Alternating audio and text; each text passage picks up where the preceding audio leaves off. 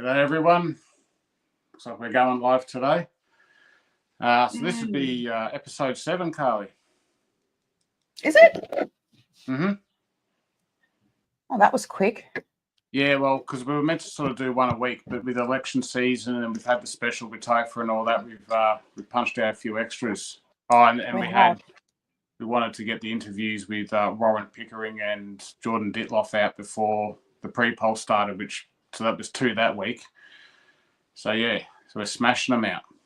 We are. We'll get to that number 2 episode. And I'm just going to share this to the group.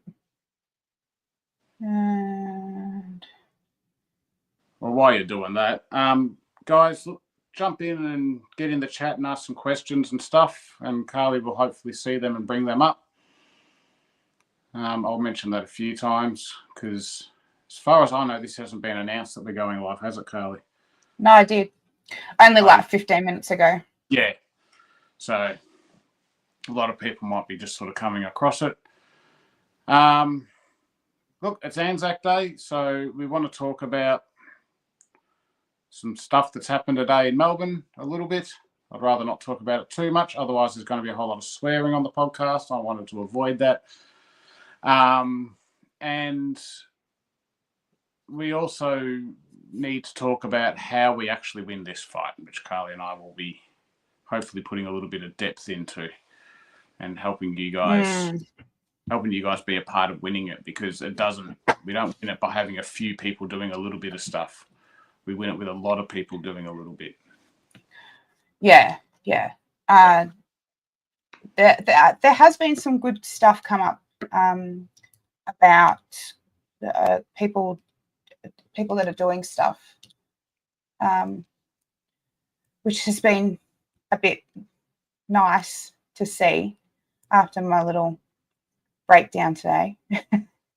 But there are people that are actively out there, but we need so much more. Like, we're a group of 23,000 people. We're the majority. We are the majority, but the minority, the teals, the greens, they've all got, 6 people a day at pre-polling. That Deb Leonard has got that many lefties there doing volunteering and getting her name out there, when that's not what we want. We can't have that. They're the ones that are destroying this country. The way that we get this country back is to promote the minor good parties that we've been trying so hard to get out there and that are trying to get out there, because they don't have the $500,000 bloody donations from Climate 200. Some of these, the One Nation ones, they're all running off about $4 or $5 grand they've paid for corflutes. That's it.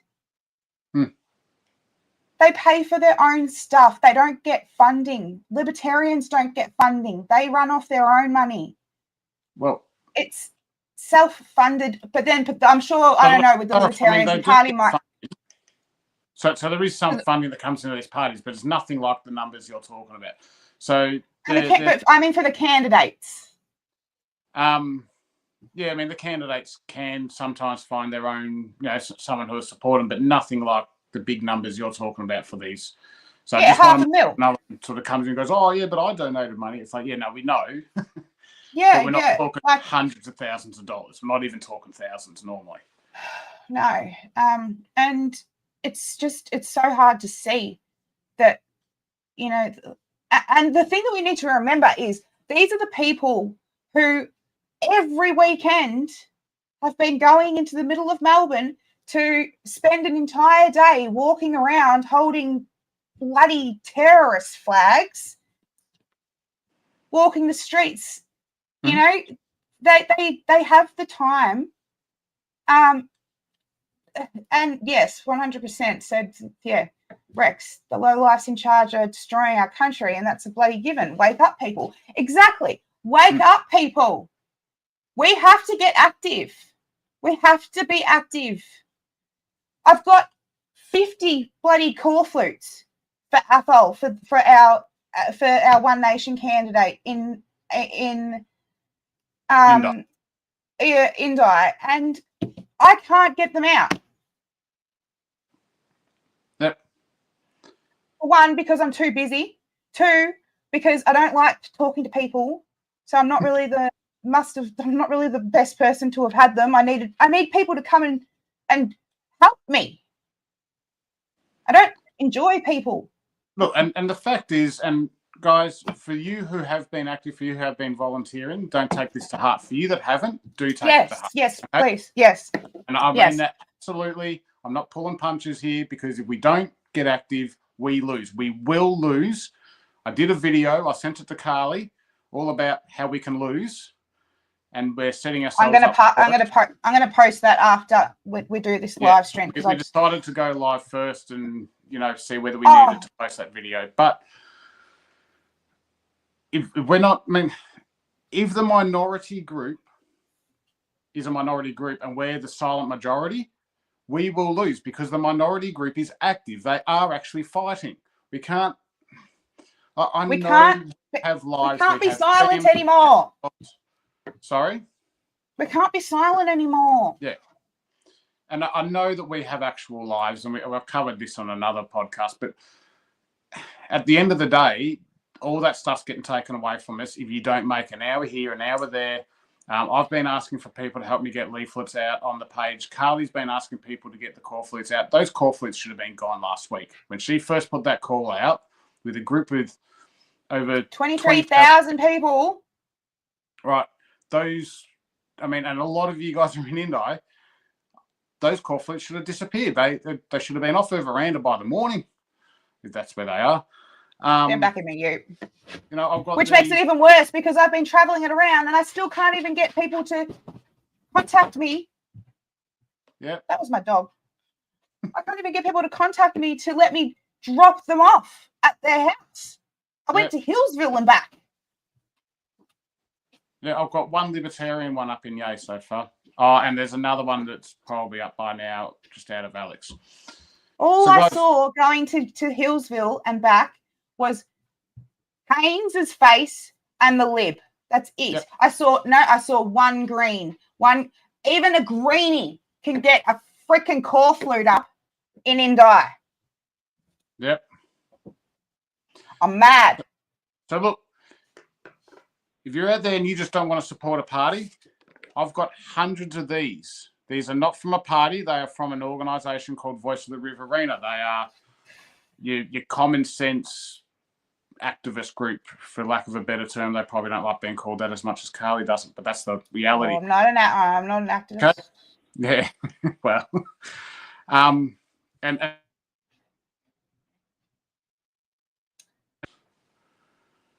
Tim, you're gone. Am I back? Yep.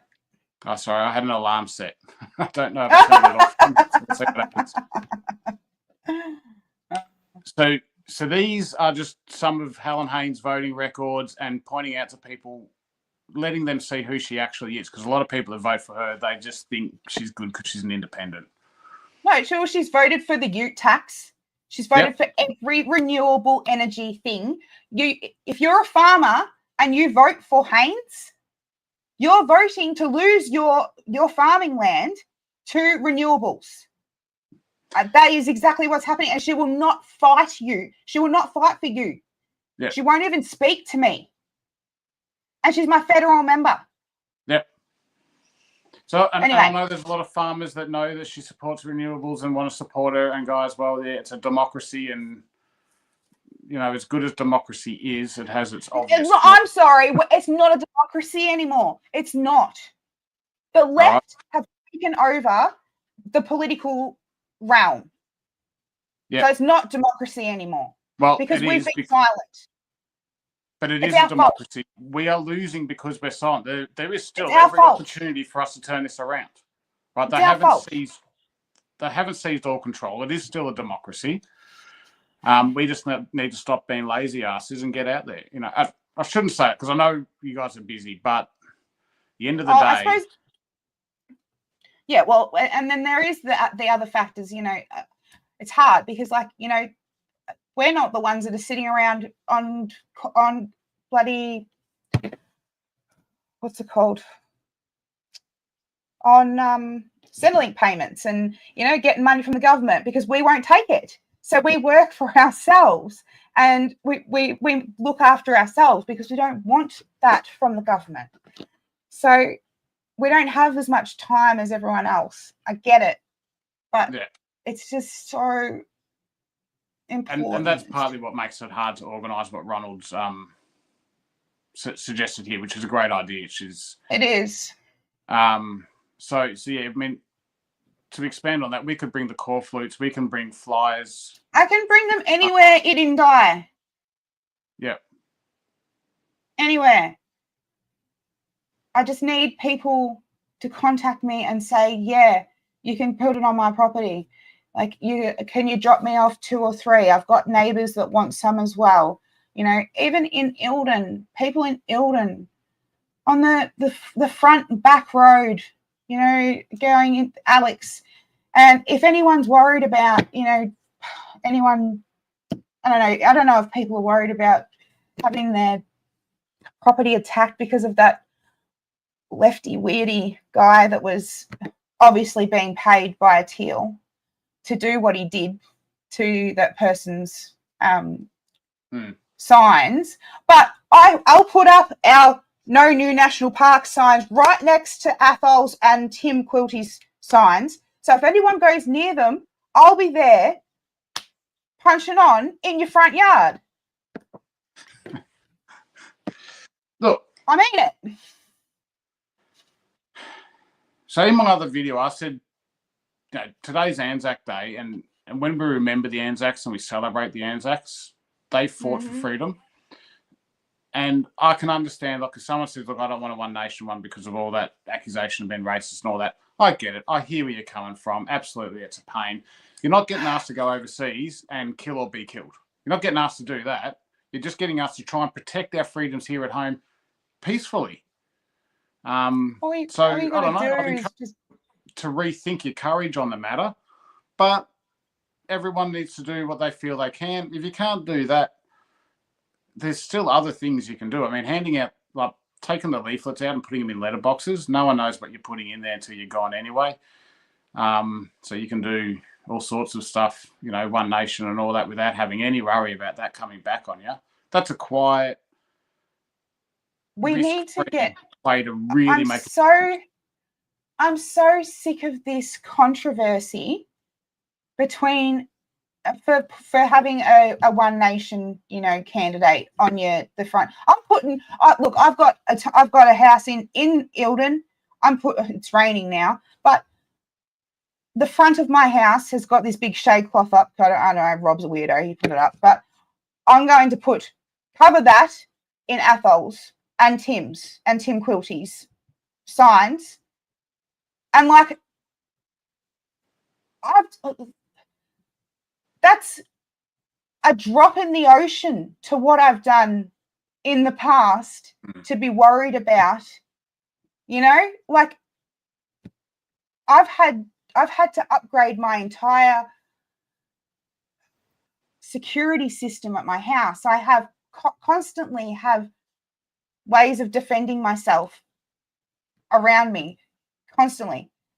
You know, it's a little bit of courage just to have a core flute up for, if you believe in that person and that policy, if that party aligns with how you think and how you feel, please have the courage to say, this is how I feel, so I'm going to put up something to support them. Yep. And that's all. Courage is contagious. If you show courage, other people will find it too. I think I've been showing a lot of courage for a long time, and I just really hope that people can, you know, like share in that a bit, because I really do need help People around here don't even know that we have a One Nation candidate or a Libertarian candidate, because all there is Helen Haynes and James Tenery everywhere. Yeah. Anyway, there's some things here. Hey, Carly and Tim, I hope you're both having a great Anzac Day. I think many people in Gippsland have had enough of Darren Chester. We desperately need change in Gippsland. You have a wonderful One Nation candidate down there. I have been looking at him, Greg, for a while.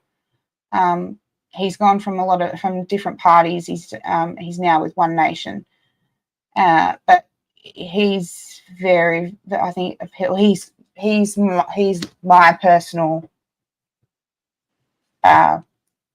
person I would go for in Gippsland. And from what I see, there is a lot of support behind him. So yeah, get behind. I think it's Greg. Oh, I've forgotten his last name.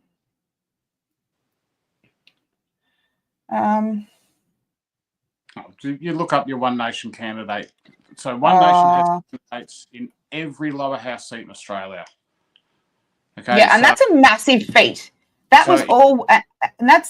massive. Yeah.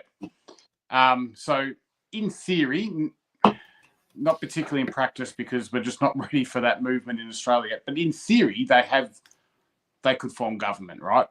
Now, I don't want to be giving anyone false hope there. That's not happening this election. No. But that does mean that every lower house seat in Australia has a really good, or at least a decent candidate to vote for. You're not stuffed for luck. You've got people you can vote for that are freedom friendly. Obviously, I mean, I prefer to support the Libertarians before One Nation typically, but they're just not everywhere. So, you find out who's there. Same with Family First. They've got a lot of lower house seats. They're not everywhere. So, but One Nation, you'd be guaranteed you've got at least one good candidate to support. That's great, Michael. Yeah, I've been watching him. I looked through all of his stuff, and he's been a very good advocate for Gippsland for a very long time, from what I can see. Here's one that'll. Hang on, Carly. Hang on, Michael. To use him as an example, to be a bit nasty, don't watch him. Get alongside him. Find out what you can do to help him. This is what we're talking about. We need to be in the fight with these people. They need our support now. So I'm not. You might already be doing that, but you just use the word watching. We need to go beyond watching now. Yeah, that's. I think his last name's different to yours, isn't it, Greg? It's a different last name. I think people are getting you mixed up from the group. Is that right? He better just run next time. Be easier for him. Oh, no, thanks. Dave's already voted. He put One Nation first. Good job, Dave. Yeah. You're Dave's the one who did the video for the rural tanks. They're having trouble with manufacturing and everything like that because of what our governments have done. Oh, so it's the same last name. No wonder everyone's getting you mixed up. Oh, you poor bugger. You have to put one of those banners on your Facebook and go, "Not One Nation candidate." Yeah. Or just change your name for this election or something.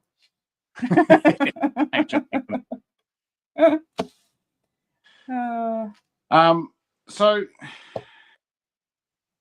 I think we've given everyone a bit of an ear bashing about getting involved. And if you're going to put up my video later, that gives them a bit more of an ear bashing. Yeah. And we're not trying to be mean, guys. We want to be on the winning team here, and I don't mean just because we want to win. Because I say this in my video. We have to win. We have to. I'm so sad at where, and that's another thing that I wanted to touch on is how sad I got I went into, I wasn't good today around lunchtime. You know, the division in this country, what happened at the dawn service. Now anyone who roll us speaks, into that one. so there were some guys there who weren't happy that they were being welcomed to their own country at a Anzac Day dawn service, and they booed the guy doing the welcome to country, and a huge big deal's been made of it. And you know, I don't think. Look, I don't think it's not. That's not the right place to do it, to protest what your thoughts are. I don't think. But then also, why are we welcoming our Anzacs to the country that they fought and died for? Now, not only that, I went on that because it was about honouring. It was about honouring the elders, you know, past, present, and upcoming. But that's Emerging. not what that day's about. That's not what the Anzac Day marches are about. It's not about that. You don't get to come along. You know, I'm sorry. Like, this makes me angry. Like, you can have your welcome to country things if you want to have them, and I'll listen or I won't. I don't particularly think much of them, but you know, whatever, each to their own. But an Anzac Day thing, if you get booed at, suck it up, princess. You deserve worse. I'm sorry. That's how I feel. And I'm not no neo-Nazi like the media wants to complain. But that's the thing. It's been. I saw there's another interview. The guy who was doing it, one of the veterans, afterwards went up to one of the 9 News reporters and was like, "This is our." He didn't boo or anything like that, but he was saying, "I don't agree with what they did, but I understand, because as a veteran, I don't feel like I should be welcomed to my own country." And this was to the 9 News journalist. See, but that's not put out. That's been put out by someone who was filming it outside, not 9 News. But then they're running with these headlines: neo-Nazi group, you know, the stupid Jacinta Allen. She's getting out there, you know, "I highly condemn what we saw at the dawn service this morning." Like, on a piece of paper. You caused this, you dumb woman. Oh, at least you didn't use the B word. That's what I was waiting for. I was waiting for it. Oh no. I'm so sick of the division in this country, where we didn't grow up this way. I didn't grow up this way anyway. I didn't see anything like this. I travelled all the way around the Northern Territory, Central Queensland, everything as a kid. It's not who I am or how I see the world, and I don't think it's how we should be bringing the children up and everything now, to see the world as 2 divisions of people. So this is the prizes we get when we're not being active. Exactly. Because these people take control of all the systems. Look, I mean, that division's always been there. There's always been I think a fair sense from a lot of people in the Aboriginal community that they weren't always treated very great, right? I mean, yeah, but they are marginalised. True historic issues there that need to be dealt with, and that's that's not nothing. Mind you, this generation aren't guilty of those crimes. We are a part of this country, and we shouldn't be treated as being guilty of what our forefathers did. You know, and then, you know, sort of on the flip side of that, well, we shouldn't just ignore the ills that were done. Okay, so it was wrong all the way around. It was wrong on both sides. Well, I mean, look, from an Aboriginal point of view, they were they weren't doing anything wrong to us until we showed up. So I just want to be fair here, but what we are No, now, I meant the we are dawn a country service. now. Here's our flag that represents you. I don't care what the color of your skin is. I don't care where your ancestors came from. That's our flag. I don't care if you're gay or straight. You don't need your special flag. We got one. It represents you as well. If you're an Australian citizen, that is your flag. Those Anzacs are our soldiers that fought for us. And on that day, where we go to remember and honour them, is for them, not for your welcome to country and your virtually signalling rubbish, quite frankly. That makes me really sad, Greg, that Jim Child did that. The public need to do better in regards to being respectful towards welcome to country. That's not. No, because that's not. If you keep jamming something down people's throat, that one, we don't really understand. Because, I mean, this whole welcome to country thing, it never existed. Like, it's not actually from the Aboriginal culture or anything. It's just something they've made up. It's this new, it's part of this wokeness. It was Ernie Dingo made it up. Yeah. So, and then you jam it down our throats. Oh, you can't even land on a plane. Sorry? You can't even land on a plane without being welcome to the country. Yeah. Anyway, so I thought that Jim Child was better than that, honestly. And condemning one side for it, you know. Why do but these people, they just don't see what they're doing to this country. So some do. Some do, and that's why they're doing it, because they're human extinctionist movements. They want us all to wipe each other out with war. There is, guys, so racism does very much exist in Australia. And yes, there are 100%. that are racist towards, you know, whether it's immigrants or the Aboriginal people, stuff like that. And that is a problem. The biggest problem of racism I can see in Australia is this, and a lot of them are white people. So, hey, the white people are still guilty of being racist here. They hate white people. They hate Western culture and Western society. They hate us. They do. Absolutely hate us. It is absolute stink rotten racism. So, but anyway. We can't, it doesn't work that way. So, I don't know. I know that's a touchy subject, and like, I have respect for both sides. I really do.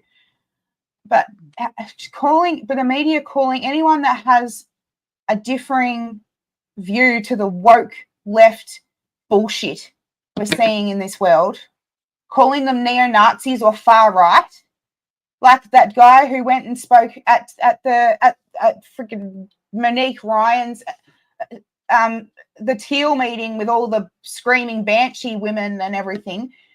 He was just there saying, why can't we lower immigration so that people can have houses? And he's labelled far right. Do people remember what far right is? Do you remember what a freaking Nazi is? Because calling people Nazis, far right, everything like that, you're taking away the actual meaning of that word. You're normalizing that word by using it so much. We're allowing all of this to happen because you're normalizing it. The media are putting the word Nazi up all the time. Yep, just because I disagree.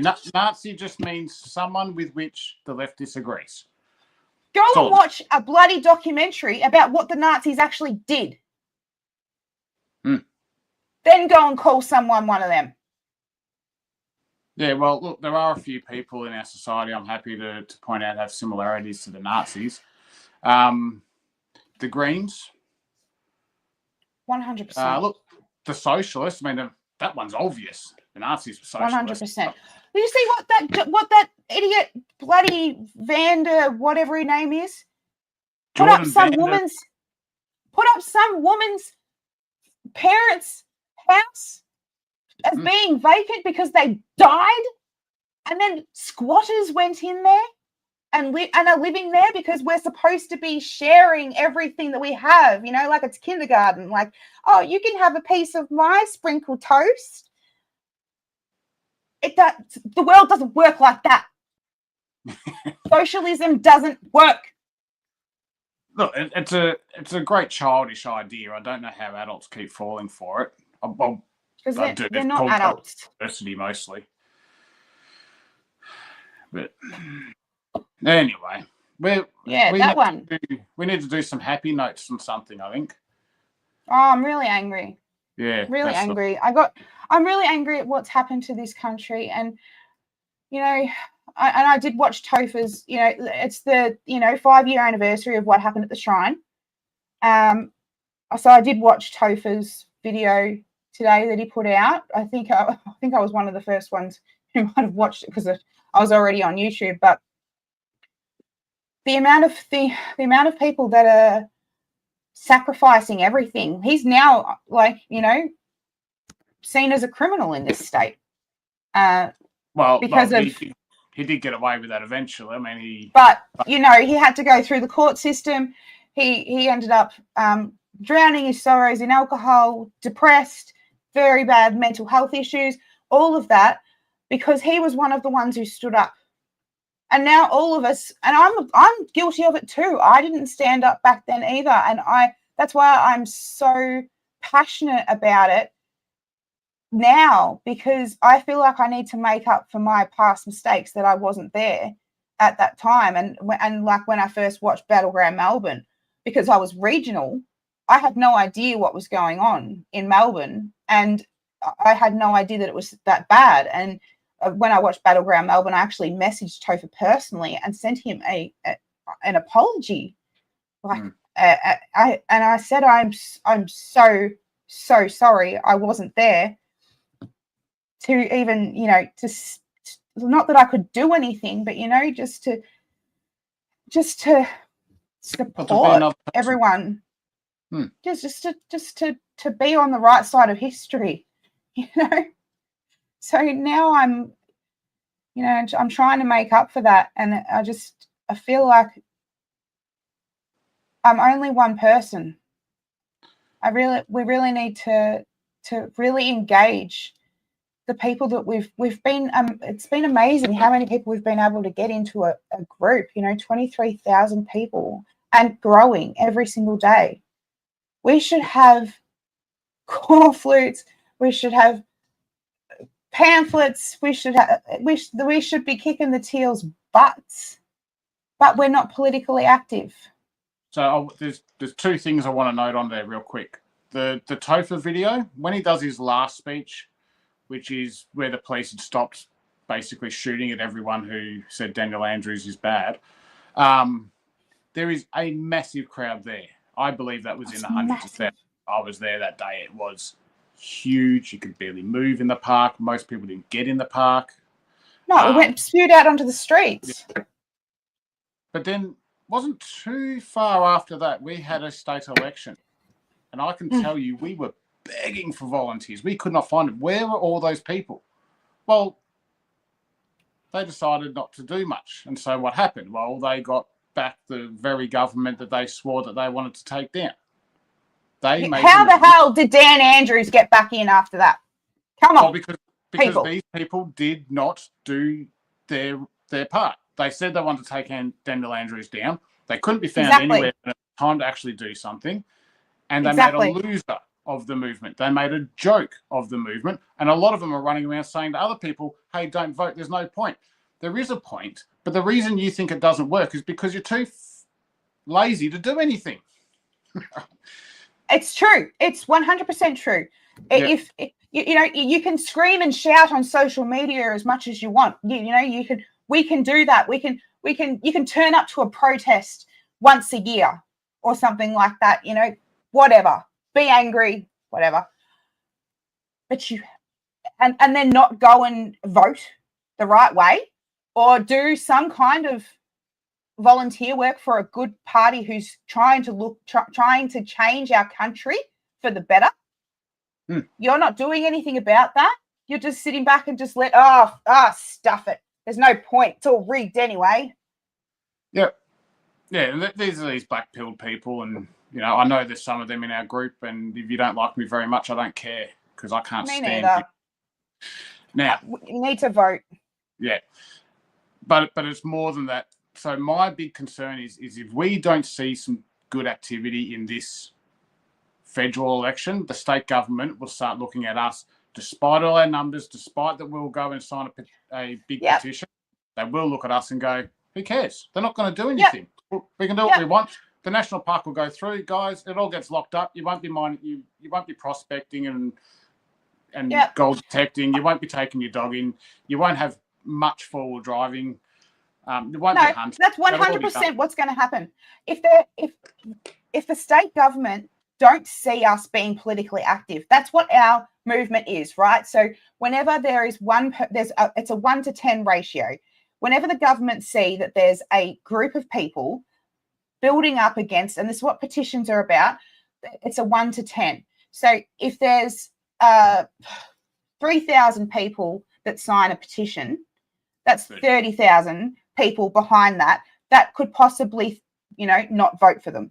That's not enough to throw an election. 40,000 signatures we got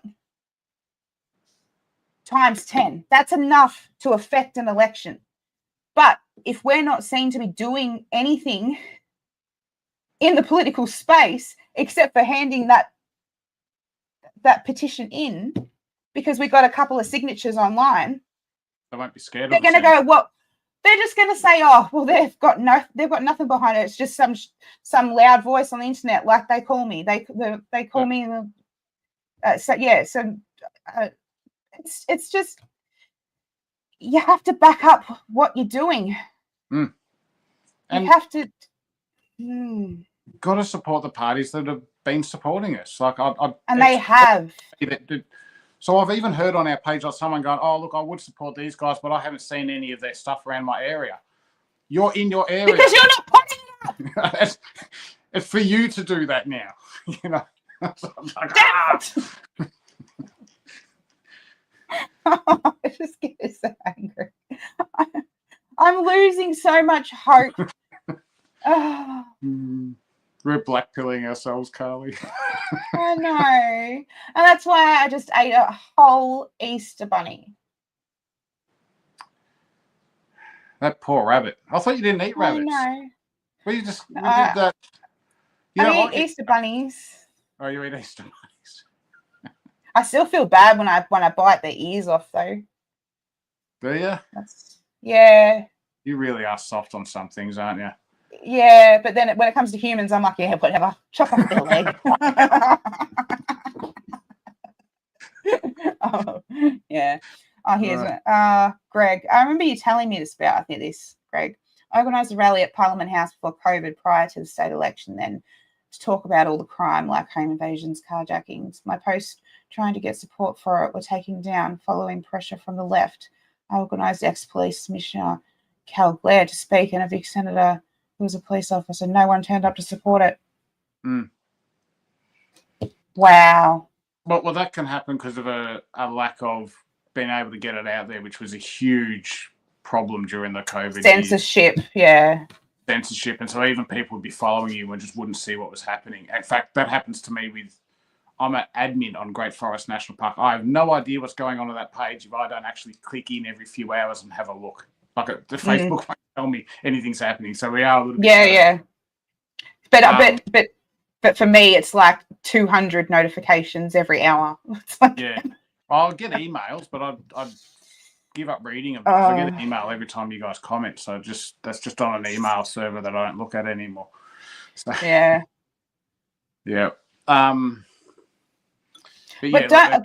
is hard when you put in the effort and people don't. Oh, don't support. Heartbreaking.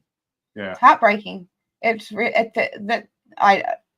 I'm sorry that happened, Greg. And I wish that I had have known about this stuff and I could have fought for our state harder back then, but I didn't. I was too caught up in my own life, and we're supposed to be able to trust our governments. We're supposed to be able to, that's what we've been grown up being told, isn't it? You don't need to watch it. You don't need to worry, because they're always going to look out for the best interests of your country, all this. Then you find out that they've sold everything off to China. We basically don't even own anything. We can't even make a freaking Mars bar in Australia anymore. Manufacturing's that bad.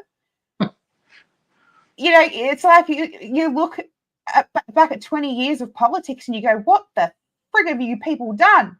You've gone and sold us out to the UN. You've gone and, we're taking in that many immigrants. We don't have enough freaking housing for Australians. I'm 35. I can't buy a house because an old Eildon house here that used to be 180, 200,000 is now $500,000. Yeah, and a lot of those houses are pretty run down. Now, I'm going to push back a little bit on the immigrant thing, just a little bit. Go for it. Yeah, because you libertarians are all for immigration. Yeah. I know. Well, actually, no. No, if you look at the policies, we're for very careful immigration. Sustainable immigration. Well, it's about the right kind of people immigrating. Yeah, the people who want to don't want to want to come here and be Australian, not turn Australia into their third world freaking country. Exactly. So it's not, because sometimes you hear people go, "Oh, libertarians are open borders." It's like, yes, we would be if there was no social programs, because then you'd only get people that are going to come here and work hard and become a part of the country, because they're not getting anything for free. But because we don't have that, we do have all these socialist programs. We have to be very careful with immigration. But when we talk about the problems with immigration, as far as housing and that goes, immigration certainly adds to that pressure, but it's probably not the majority of it. The majority of the pressure on housing costs and lack of supply is government again. It's over-regulation. It's particularly so down at the council, local government issues. Oh, the red tape. Issues. And then you've got federal government, then you've got all your tax and all these regulations, and the house has to be, climate friendly and all this sort of stuff. That I'm going to say is probably at least 90% of the problem right there. And then you've got 10% of adding on to that is your immigration. Exactly. And the thing is also with the, ending the native timber industry, that's made it so much more expensive to get wood, and guess what we make houses out of? Deal. But and that's what they're talking about now, and then they're talking about making green steel. You can paint it whatever colour you want. What the steel is carbon. You still got to smelter it.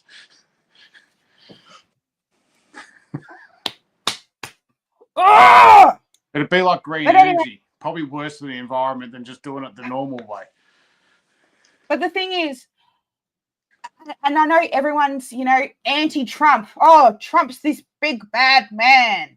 He's doing all this bad stuff to other countries. Oh, he's making it so much worse for us. But guess what? He's looking after his own country. Yep. He's making America better.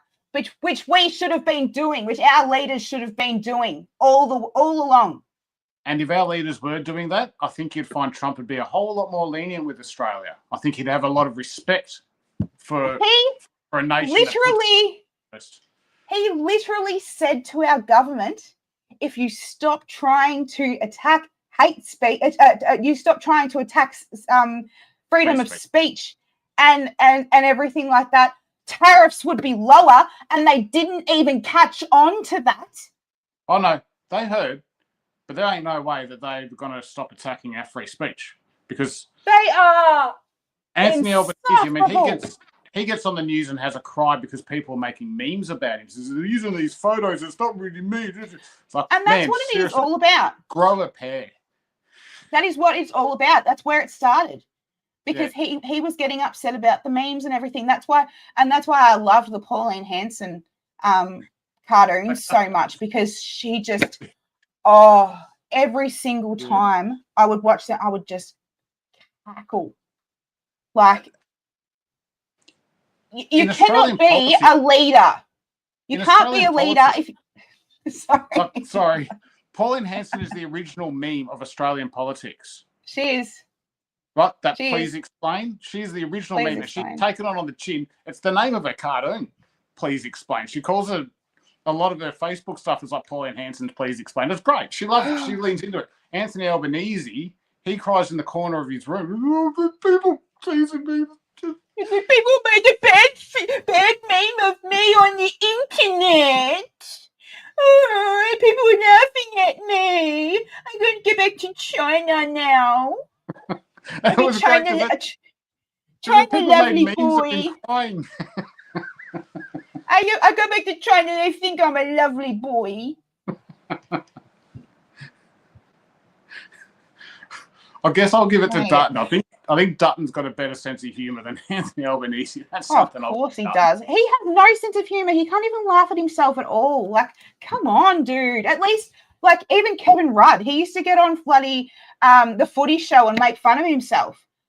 You can even give him that. Like, you got to have a sense of humor. Then we had Julia Gillard, and she just changed everything because she had a plum in her mouth, and she's just I can't say anything. so. Bard identifies a male still. Wasn't she to do with that Emily's List? I've seen that about Labor women. Yeah. Well, I mean, But Labor, the problem of it. But I do remember Labor that thing about them making cartoons of her, and they made her bum big, and then she was having a big sook about that. and now look at what's in fashion. Yeah, a big ass. What you got in all that trunk? All that trunk inside that trunk. Like, come on, grow a pair. But with this whole women's movement in Labor, do they not see that it's whenever the men in Labor screw up is when a female's thrown into leadership? Hang on a second. I've just got to shut the door because the rain's getting noisy here, and I don't know if you guys can hear it. I can't hear it. Well, keep talking, don't let me get bored. I'm looking at the comments. Have you guys heard of the Search Foundation? No, I haven't heard of the Search Foundation. Have you heard of the Search Foundation? Oh, that's the one with the puppy again. All right. I can help you pat the puppy this time. Is it on this side? Yes. Down a little bit further. Yeah. Down a little bit more. About there. Yeah, you're probably whacking it off. It'll bite your finger. That's a bit better. Puppy. Last time I was over here because that's where it is for me. Yeah. Yes. Have you heard of the Search Foundation? I haven't. No. We need to look into that. Put that in my notes. 100%, Brad. I think that she would be Australia's Trump, and if you know, if it wasn't so hard with politics and stuff like that, like I don't know. I wish I could be Australia's Trump because I would do it. I would 100% do it. I'm sick of this crap. Sick of it. Yeah, look, Australia doesn't really need a Trump anyway, and that's nothing against Trump. But America has a president who has a lot of power. In Australia, we don't have that. We need some of that politics in Australia, not necessarily the person. We need a strong Senate. Yeah. Well, for now, that's the best we can hope for is a good Senate. In the future, hopefully we can actually have a good government. For me, that'd be the Libertarians that just destroys all the power of the government. But, you know, either that or it's the Conservatives, which are the authoritarians that I'm happy to live under because, you know, basically that's how I live. My life is fairly conservative. Oh, I'm so sick of the overreach. Carly for PM. Yeah, no, thanks. that. Oh, I'd end up in jail. What's the car on that? Was that the Mad Max car? Oh, what car? Oh, that one. It's hard for me to see. It looks like no, it's a four-wheel drive. It's all right. Yeah. It look like the XB Coupe. Anyway, IXC, I should What say. did Greg say? Unfortunately, our dinosaur two-party preferred system will never allow Pauline to succeed in becoming PM. Hey, but Go on.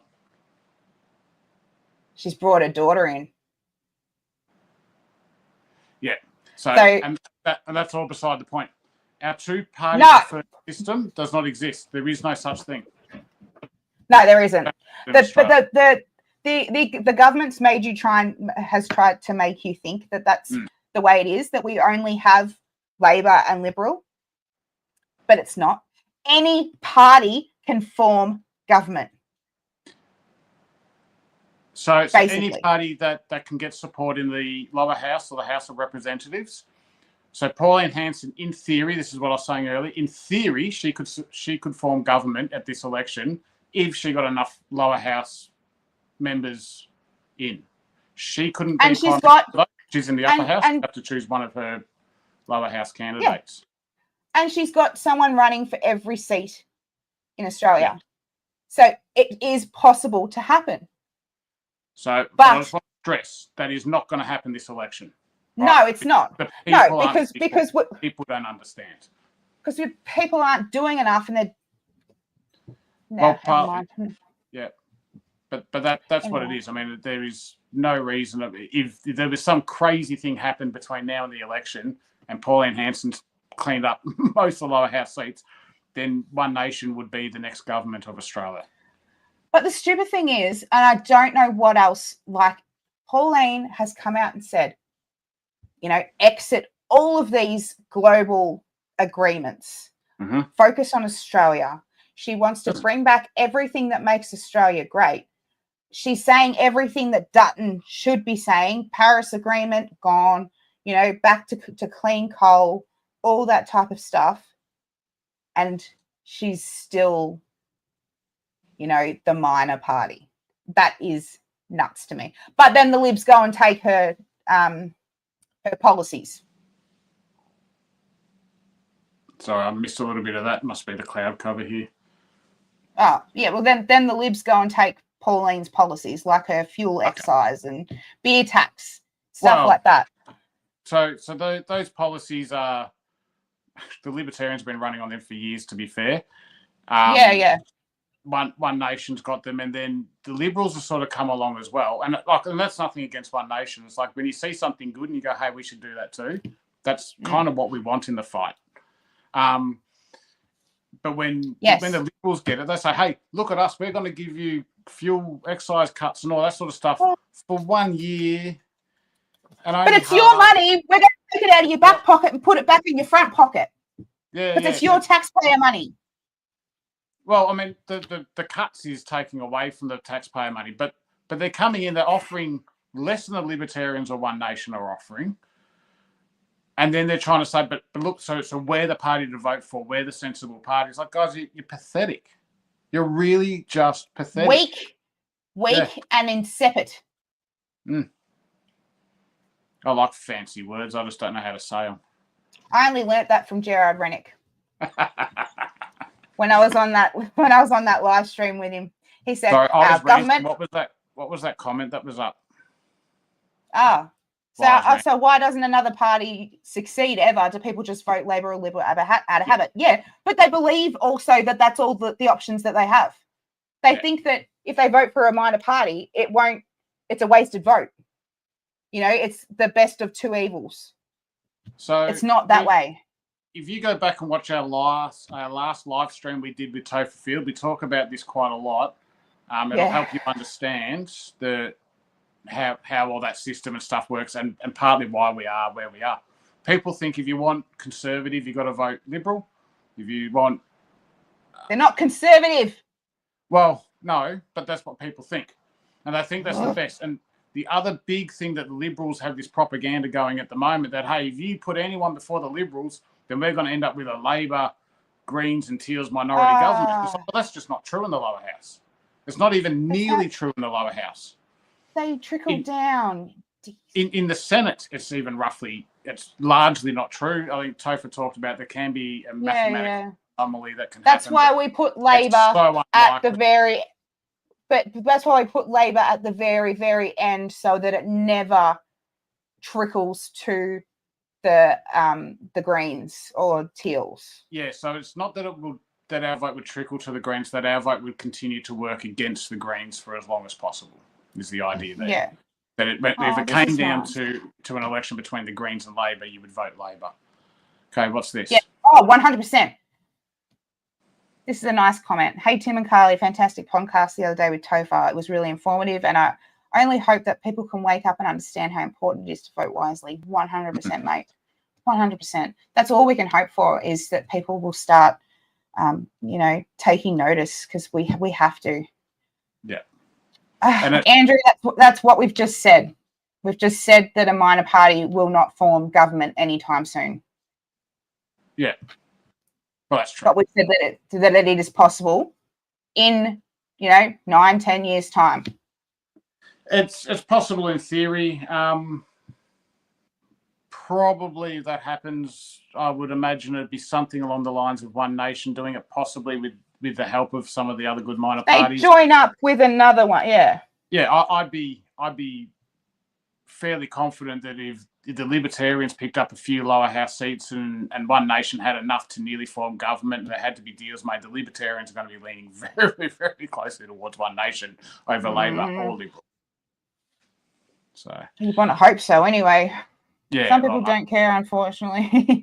They have the mentality that's, oh, my parents voted Labor their whole life, so I will. Oh my God, it's not a footy team. 100% it's not a footy team, but also the parties that your parents voted for back in the day are completely different to what we have now. So Labor used to be for the working man. It used to be the working man party, and the Liberals used to be the Conservative. Well, what's happened? Yeah. The Liberals, your parties left you. Libertarians. Your parties left you.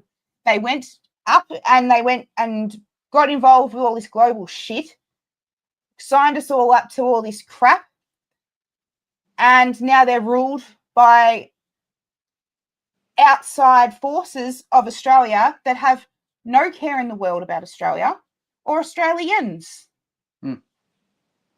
That's just how it happened. And what happened? Your party left you. You didn't leave your party.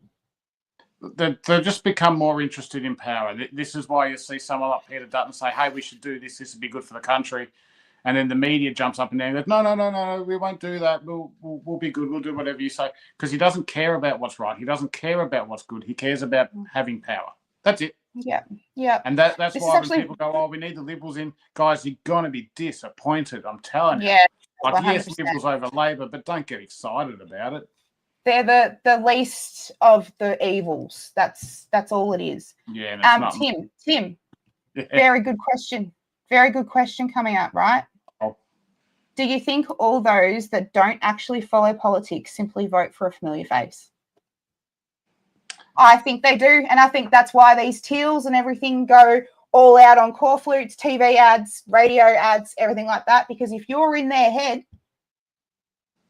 like if they're in your head, you're going to get to that ballot. You're going to go, oh, I know who she is. I'll give her a number 1. I'll give her a number 2. So the face and the name recognition, which is why it's important to have these signs up, is a very big part of actually getting people's votes. And even sometimes people vote for someone they don't like, but they just go, yeah, but I know who that is, which is kind of really stupid. It's one of the reasons I'm actually against mandatory voting, other than the fact that it's a little slice of slavery every 3 years federally. But more than that is it doesn't actually have to be the candidate that they'll vote for. So my experience in a polling booth, I don't have the numbers in front of me, but the first time I helped out with doing how to vote cards was, I'm trying to remember now whether it was a federal or state election. It was a federal election. Would have been the last federal election maybe.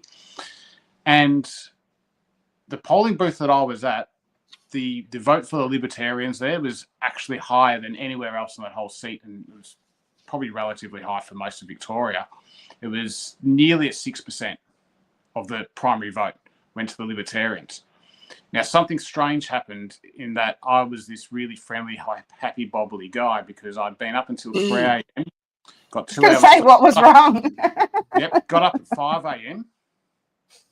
And so when I got there, I was just sort of like, I think it's called Matic or something like that. It's just like I wasn't really my right. I was a little bit delirious. Like I was just delirious, and I was just happy. I was bouncing around. I'm saying g'day to people, having a happy face, and that's all it took. And I think if I remember, across the rest of the electorate, we got 2% of the vote. So a happy face doing how to vote cards. You don't have to be stupid. Don't deprive yourselves of sleep or anything like that. But a happy face, a smile, that can Maybe I shouldn't. Maybe I shouldn't go to polling then. Just pretend to be nice. That's all you got to do. Very good question. So Andrew, that's the interesting thing is there that I don't know if you've seen, but the ETU have actually donated to the Greens this year. So the union movement is even moving away from Labor, not in a good way either. Yeah, there's a new union. Well, it's not new anymore, I suppose, but there's one that's fairly new on the board, which I think they're called Red Union. Don't quote me on that. I know Topher Field did an interview with them, and they do not support political parties. It's the way it should be.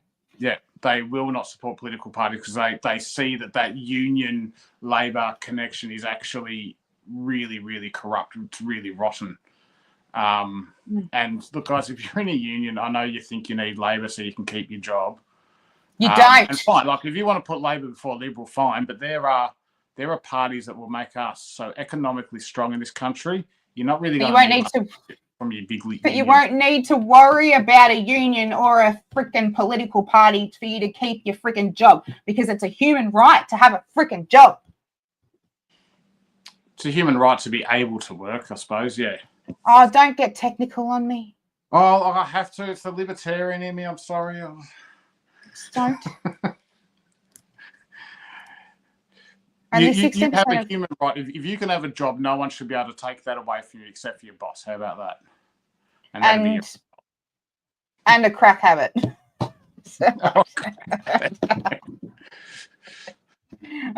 16% of people don't know how to vote before they get to a booth and then follow the how to vote Labor figures. No.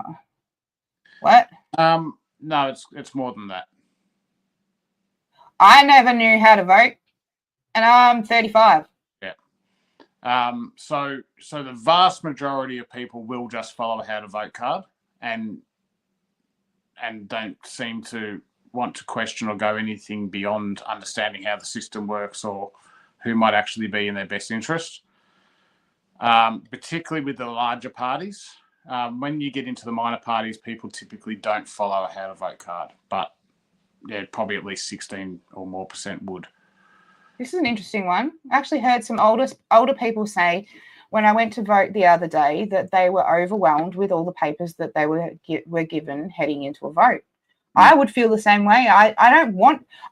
Maybe that there shouldn't be people actually pre-polling. Like,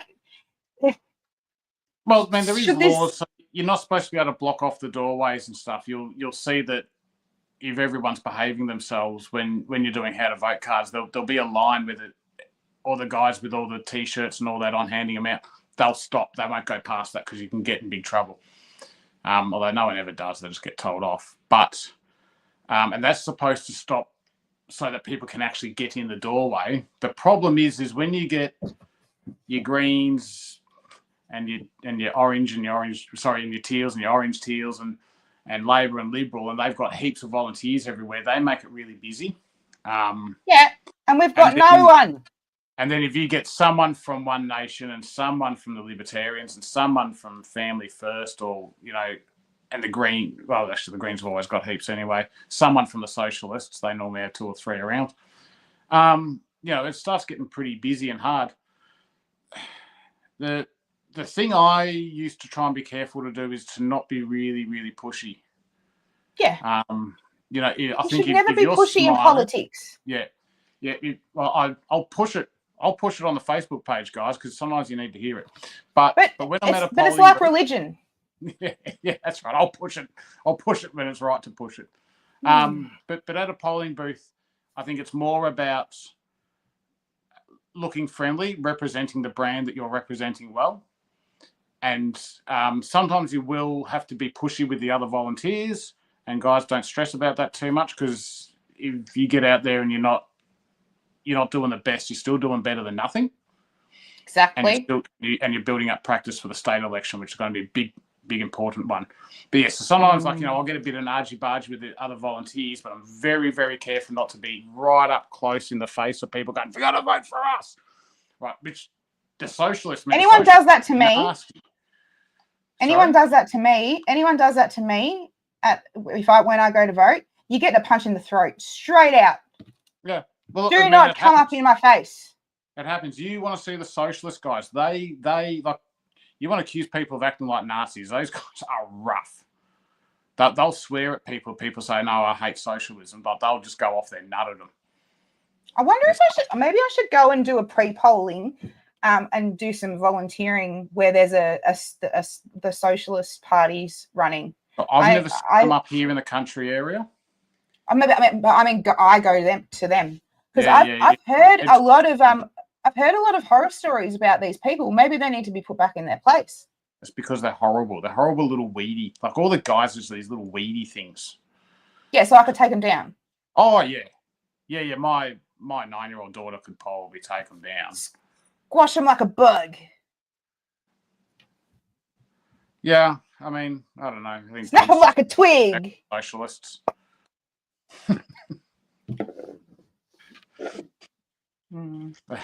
Yeah, but look, I don't think, guys. I'm going to tell a bit of a personal story.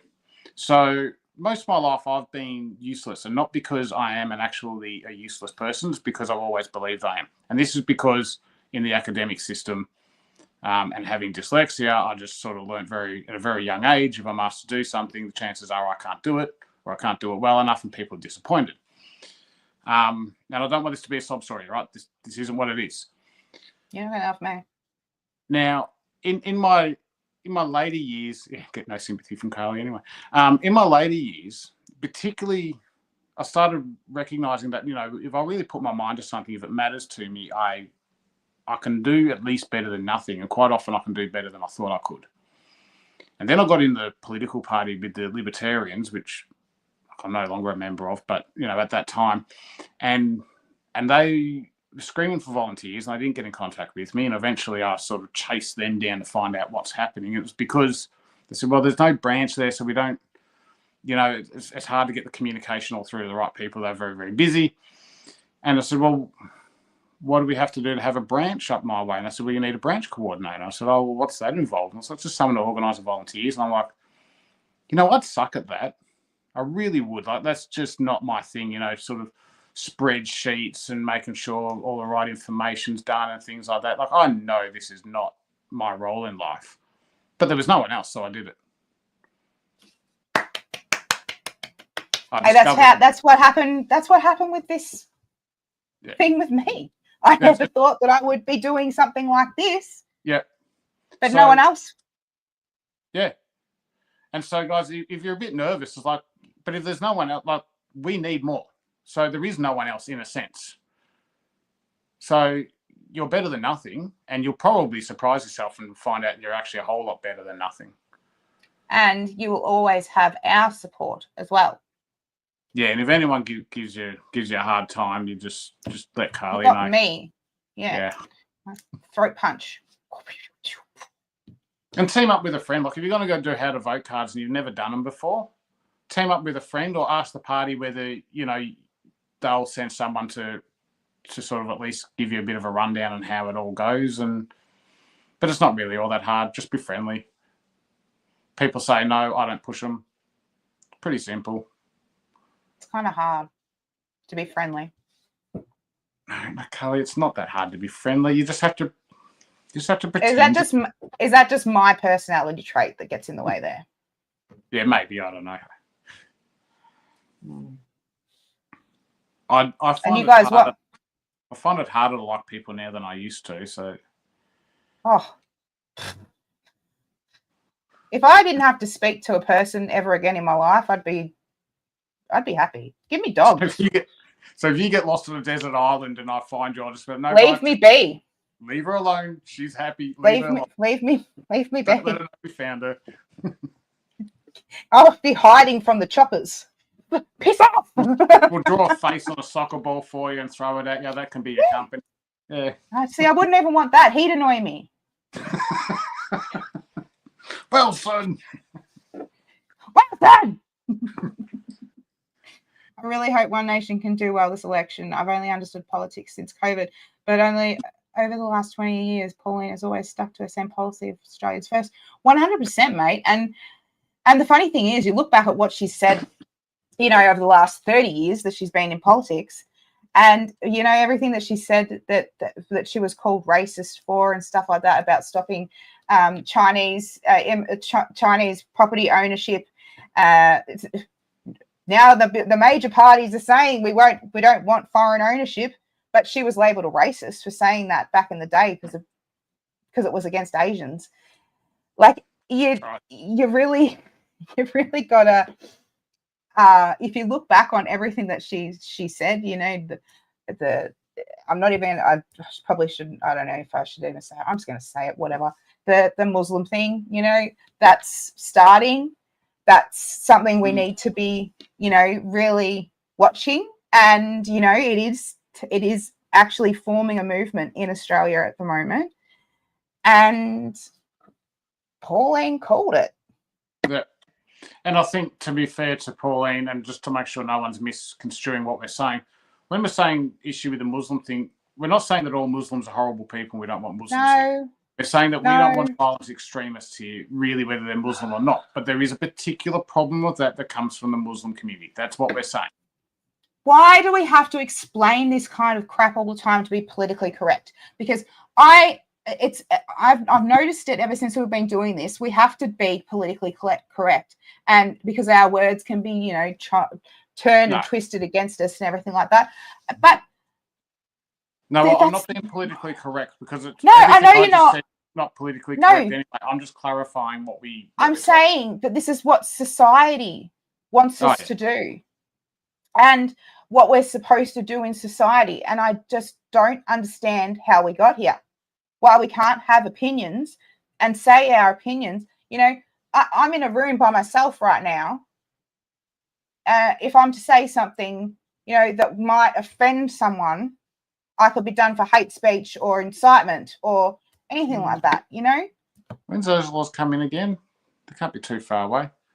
July? Oh, okay. So we've still got a bit of time. But it's just dumb.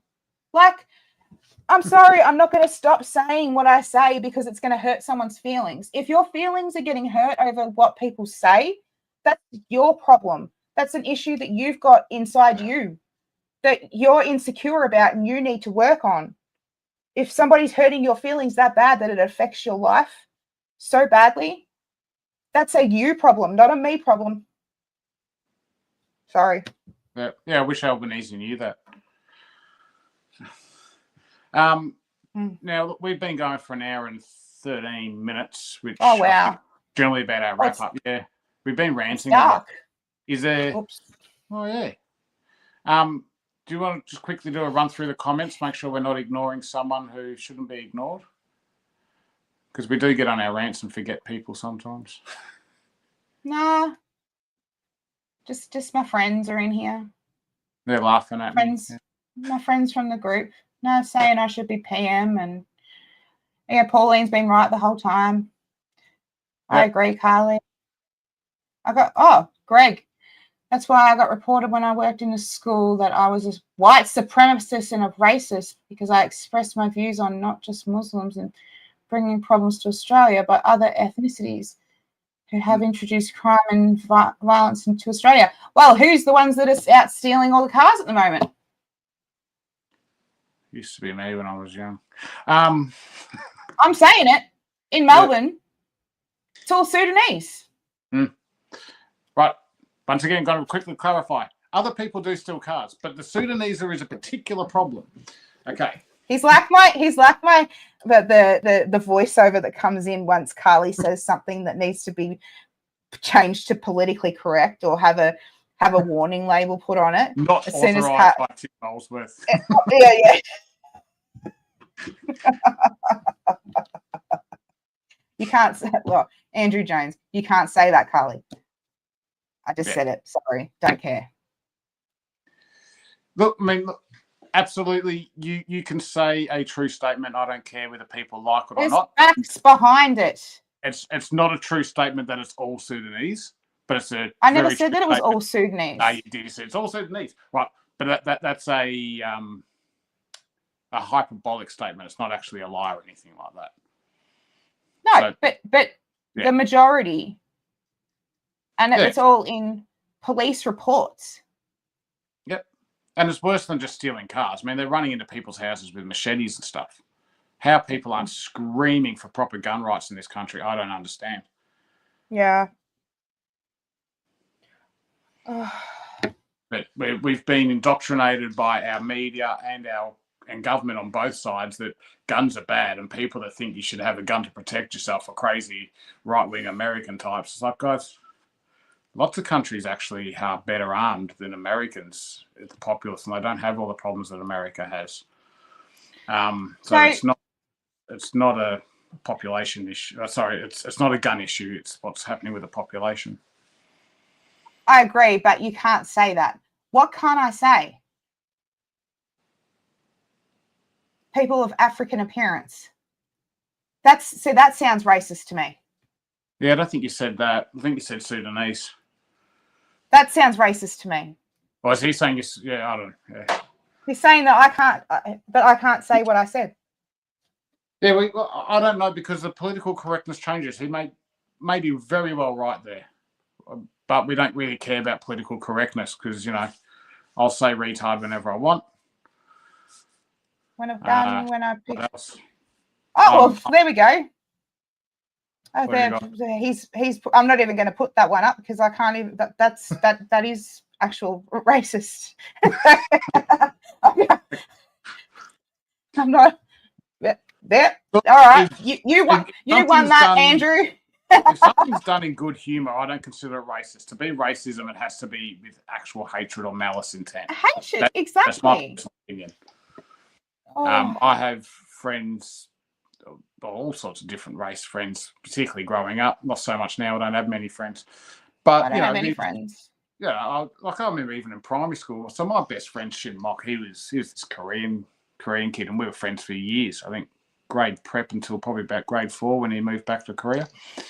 We were always giving each other crap about different nationality stuff. It was half of our friendship. That's how it was. Yeah. Like, you give each other crap. That's what Australia is. Thank you, Cam.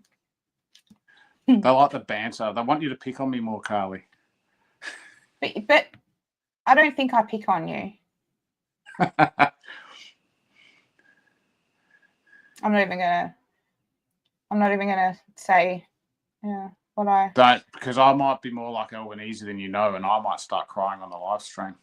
And I would laugh because I don't care. Oh, you would. I know. You'd laugh and you'd make clips of that and you'd put it everywhere. Yep. And I'd say, look at this grown ass man crying because I called him a name. That's like those dudes from the shooting group. They wanted me investigated by the police, and they reported me to the e-safety Karen because I called him a wanker. Guys, I know we're going over, but if there's still people watching, they're happy to watch. Can I discuss something else real quick? Yeah, there's 17 people. Yeah, that's probably pretty good for us. So, this Politics Reloaded mob. Oh, don't even mention them. All right. Not worth it. You can cut it out later. They're going after Kate. It's live. Yeah, don't care. All right, go for it. Whatever. Good. They're coming after Kate again, and they're making the claim because she's moved to America, which she has every right to do. I don't blame her. That she's taken the money and run. Now, Kate said outright that that's not what's happening, and that she will come back to Australia and fight the court case if she needs to. Now, is it possible Kate's taken the money and run? Yeah, I suppose in a sense it's possible. I know Kate fairly well, and I highly doubt that she's taken the money and run. The reason I think the guys from Politics Reloaded are so easily convinced that this is what Kate would do is because this is exactly That's what they would do. If you ask the guys that are still trying to rebuild the National Shooting Council, you ask them what happened to that money. You ask them what they did. They started Politics Reloaded. They took my money that I had there to support and help the firearms community, the law and firearms people. They are absolute. I'm trying to swear. Was it you as well? Well, I mean, so I wasn't. I was signed up with them. That's what I signed up with them for. That's why I paid them money. And then these guys, all of a sudden just packed up and, but I supported them because they did a lot of legal battles. They helped their members. They were far better than the SSAA. I don't understand why people still gave money to the SSAA at that stage. Oh, they still do now. Options. But, yeah, I mean, it was a great thing. But, yeah, I won't say names. And let's say it's alleged that they took this money. Oh, they came after me. So, but they're obviously, I think it says a lot when someone assumes the worst of other people. That's because that's what they would do. Comes from somewhere, doesn't it? Yeah, and I know Kate pretty well. I can't see her doing something like that. If Kate was going to move overseas and take all that money, do you think that she'd still be doing live streams and be online and everything like that? She'd have to disappear. Well, I don't know. I mean, the guys from Politics Reloaded do. Allegedly, they took money, I should say. I didn't say that, all right? That's not No, I'm saying I should use the word allegedly because it hasn't been all settled in court yet. But I know that. Look, I didn't even know who they were until they came after me because I joined the ARU and I stuck up for Kate. So they, turned my whole video that I made about Kate being called a hole by somebody that wasn't even them, and they put that on themselves and said that I was taking screenshots from their group or whatever. No. So, and then they said they reported me and our group. So our group would have been shut down. Remember that? Yep. To the e-safety commissioner, the e-safety Karen, and wanted me investigated by the police because I called one of them a wanker. I just think that's a fairly accurate description of both of them.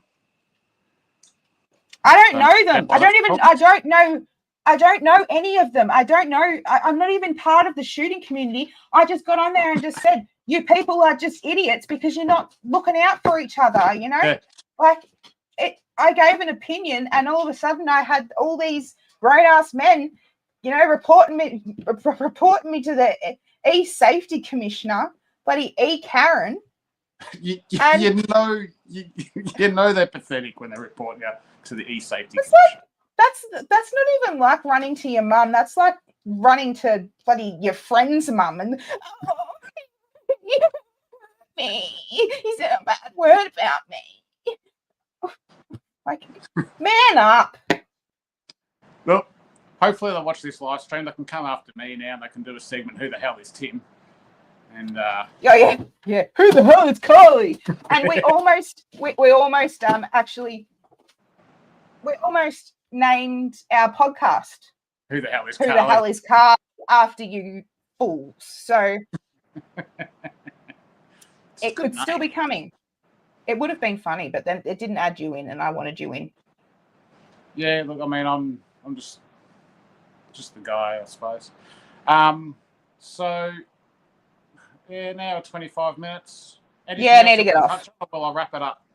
I just want people to what we came on here to say an hour and 20 minutes ago was we need help. We need help getting these core flutes out. We need to get all these good parties. We need to get their faces, like Tim Quilty, Mark, Athol. I've got core flutes coming out of my butt at the moment that I need to get out around Ilden, Alex, Yay, and the surrounds, so that it's not just Haynes and the lib everywhere. If anyone can help locally, just please reach out to me. I'll deliver them. I'll drive to Shepparton. I'll drive to work to the bloody border. I'll go anywhere in Indi to get these out. I believe in these people. I need to get these people out there, please. Shepparton's not in Indi. Point is, you'll drive. All right, now. So yeah, I'm geologically challenged. Well, so am I. A bit tired. I've been driving every night, most days. It's been crazy. Guys, like, comment, subscribe, all that good stuff that it's my job now to say. And share, I suppose. Thanks for coming on the live stream. Oh, wait, we have a comment. No, just quickly. And no, it's not too late. If people have already started voting at pre-poll, that's fine. A lot of people are contacting me and oh, you're in Casey. Oh, you're in trouble. Message me and I'll send you the vote, how to vote card. But there's a lot of people that are following good parties, how to vote cards and everything. So just, it's not too late. It's never too late. It won't even be too late on the day. We have to you can always change someone's mind who does, if they think that they know what a party's about and that's not what it is, and you explain that to them and they go, holy crap, I was about to vote for them, you've had a win. Yep. You don't often get a conversation. I used to get a lot of people that just wanted a Liberal Party one, and then I say, hey, for traditional Liberal values, and sometimes I get people on that, so, and probably One Nation and the Libertarians get to make that claim. So anyway, thanks guys. Appreciate you all. Sorry for having a tanty and stuff, but it was very cool, this one. I got a bit angry about the whole Anzac Day situation. I'm angry about we need more volunteers. Yeah, and that. Yeah, Topher Fields education has been super helpful. 100%. If people want to know what's going on in the political realm, like in that world, just subscribe to Topher Field, okay? And Joel He Jamal. will explain, and Joel Jamal from Turning Point Australia, but Topher will explain it to you in a way. How does he say it? He helps busy people understand politics. Yeah, makes sense of the world around them. Because it is just nuts what's going on around us at the moment, and nobody can be expected to understand what's going on, because I don't even know what's going on. Well, we do, but but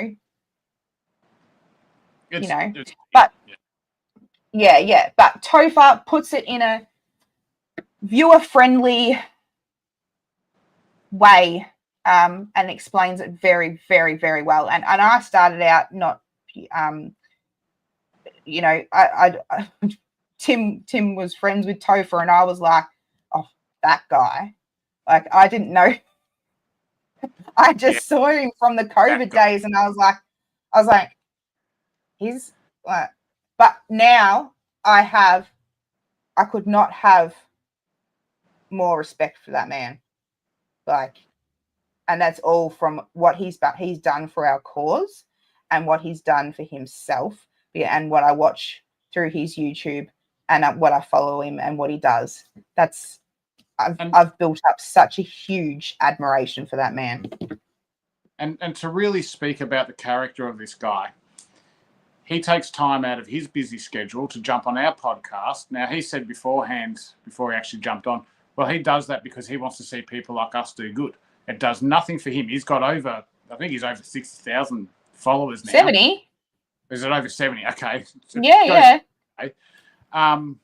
He jumped on our podcast with 130 people subscribed. He gains nothing from supporting us. He's the real deal. He just cares about this country and people. Yeah. Jump on his YouTube channel, Topher Field. Watch Battleground Melbourne if you haven't watched it yet, because you have to. You need to see what's going on in this state. Really do, if you don't know already. And yeah, all right, I'm going to go. Yeah, thanks heaps, Hour and a half, guys. that's the longest episode. Yeah. Whoops. We'll start doing Yeah. soon. What? We'll start doing 3-hour episodes like Joe Rogan soon. We'll have to be more interesting somehow. Maybe I could be the Australian Joe Rogan.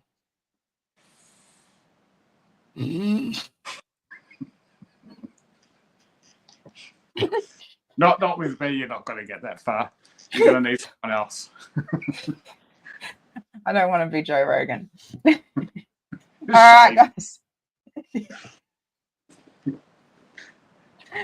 Need a good tan too. That's our flag. Bye, guys.